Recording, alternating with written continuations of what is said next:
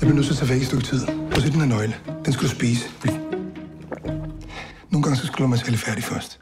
Inde på banegården, der er der en taske. Den taske, den henter du og graver ned i skoven op ved mors hus. Man er godt begravet et andet sted. Ej, det glemte jeg. Han hedder John nu. Hvorfor fanden vil du ikke have Manfred mere? Altså, du kan jo ikke bare komme hjem, og du har været væk så længe, og så tror, at alt er det samme. Ja, John. Så er den dobbelt vælgerne. Må du kraft. Med, hold kæft. Du ligner ham jo ikke engang.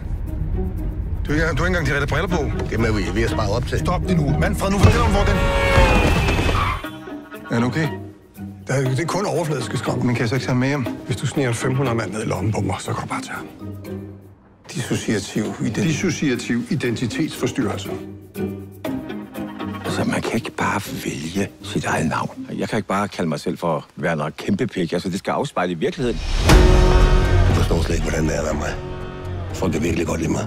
Fordi du, John, du er sindssyg. Så skal du ikke lave bane med tosser. Det er faktisk et yderst validt psykiatrisk eksperiment.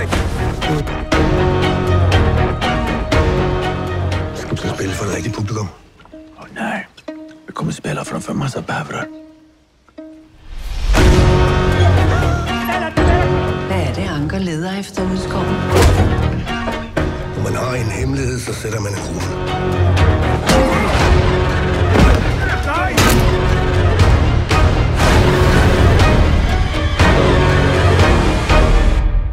Lothar, svara mig ärligt nu.